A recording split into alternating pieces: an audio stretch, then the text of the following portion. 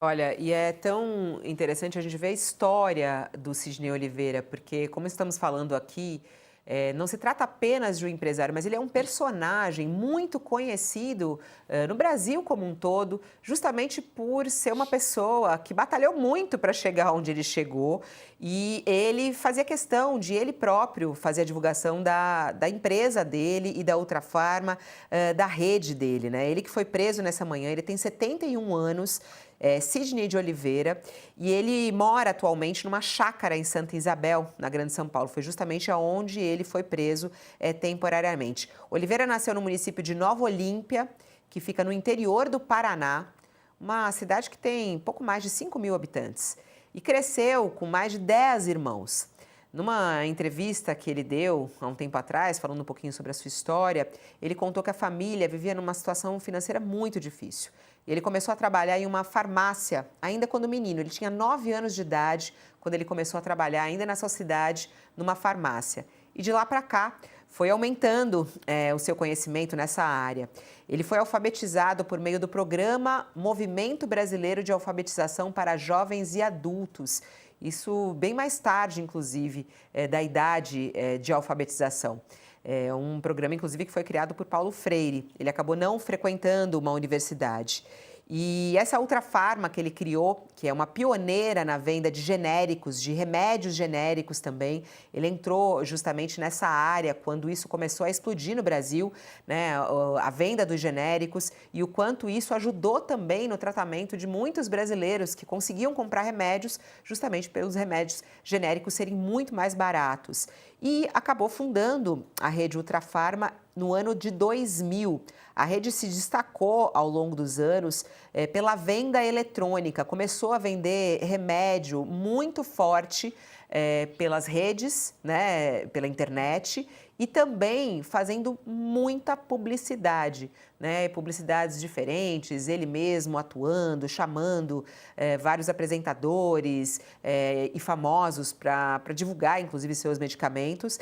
E segundo as informações da Ultrafarma, hoje a rede tem mais de 1 milhão de clientes ativos e mais de 15 mil produtos disponíveis para venda através do e-commerce e também das lojas. Em 2007, a empresa também foi vencedora de um prêmio da internet que marca, inclusive, a farmácia na internet. E ele era muito conhecido justamente por conseguir fazer essa atuação em redes sociais também, trazendo a publicidade da Ultrafarma também para o seu nome. Eu queria voltar aqui com o Walter Mairovich para a gente falar um pouquinho também sobre a prevenção como isso, né? A gente vê quando um caso como esse estoura, e hoje todo mundo está indignado, falando, nossa, mas a Ultrafarma, a Fast Shop envolvida nisso. Como que a gente consegue, professor Mairovich, prevenir casos de corrupção como esse? Aonde está o ponto de partida para esse caso de corrupção que a gente está vendo hoje sendo desvendado pelo Ministério Público? Fabiola, isso é importante. Os franceses que cuidam do direito administrativo e que são os melhores nessa área, eles sempre colocam que o problema se resume numa frase, aspas, quem fiscaliza o fiscal? Qui garde le gardien? Então, o problema parte daí. E o que se aponta? A iniciativa privada faz o seu sistema de compliance, que na realidade nada mais é do que uma integridade da empresa, uma busca da integridade da empresa por meio de uma fiscalização. Nós estamos diante desse escândalo que ocorre na Secretaria Estadual da Fazenda, mas, atenção, no seu Departamento de Fiscalização.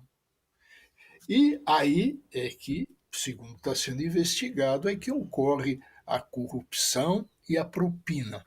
E veja, a Secretaria da Fazenda, pelo seu departamento, evidentemente que não fazia a fiscalização interna. E que se nota em decorrência? Se nota que coube ao Ministério Público, como fiscal da sociedade, fiscal do cumprimento da lei, atuar. dentro do seu poder-dever. Já que ninguém fiscaliza o fiscal, o Ministério Público foi verificar isso, evidentemente, mediante qualquer denúncia que foi feita. Então, nós tínhamos procedimentos de crédito tributário, segundo ficou agora revelado pelo UOL, procedimentos de crédito tributário, onde primeiro se pagava propina para aquele que tinha o crédito furar a fila. Quer dizer, a ordem de precatórios, entre aspas, quer dizer, um pulava na frente do outro porque não tinha ordem para isso. Ou seja, se pagava para se pular lugares da fila. Outro ponto, créditos teriam sido liberados e será que esses créditos eram e que foram reconhecidos corretamente? Ou também se pagava propina para se reconhecer créditos que não eram créditos? Então, tudo isso é importante. Daí a prisão temporária para quê? Para que se afastem os suspeitos e que a polícia possa ir ao Ministério Público, ou o Ministério Público sozinho, possa ingressar para verificações com quem? Com as suas equipes, com os seus contadores, com os seus profissionais especializados. Mas, Fabiola, quem fiscalizava o fiscal? Eu adorei essa pergunta, eu vou jogar essa pergunta, inclusive, para o Josias e para o Sakamoto, porque eu acho muito importante a gente pensar na estrutura do nosso país nesse sentido, né, professor Mairovich? Porque, voltando naquele assunto que a gente tratava, os empresários falam, porque esse país não dá, é muita burocracia. A gente fala sobre a questão da reforma fiscal no Brasil, o quanto a gente tem aí de impostos, tantas brechas para que corrupções como essa aconteçam. Quem fiscaliza o fiscal? E esses fiscais? Para quem está conosco na TV, a gente vai fazer um intervalo, mas, como você já sabe, o nosso UOL News segue a todo vapor, o tempo inteiro, sem paradas, pelo YouTube e pela página do UOL. Você pode nos acompanhar tanto pela página do UOL quanto pelo YouTube, que a gente segue lá ao vivo para você. Josias, quem fiscaliza o fiscal? Quem deveria fiscalizar o fiscal são os órgãos de controle do Estado, né? No caso específico, estamos falando do Estado de São Paulo, há órgãos de controle, ou deveria haver órgãos de controle. Eles existem, nem sempre funcionam. No âmbito federal, há a Controladoria Geral da República, há instituições ou órgãos de controle dentro dos próprios ministérios. Cada estatal no país tem também as suas estruturas de controle e, na ponta, existe o Ministério Público, o federal, o estadual, que, em última análise, é quem defende os interesses difusos da sociedade. Então, órgão de controle existe. A questão é que nem sempre eles funcionam, né? De vez em quando aparecem esses escândalos e eles deveriam produzir, como disse no início, um efeito benfazejo, né?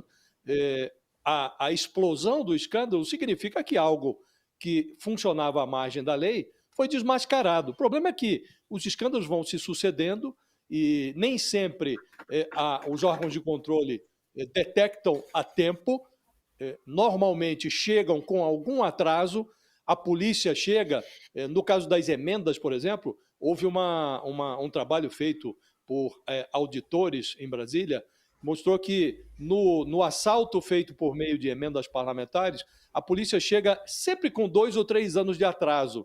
Então o escândalo já se materializou.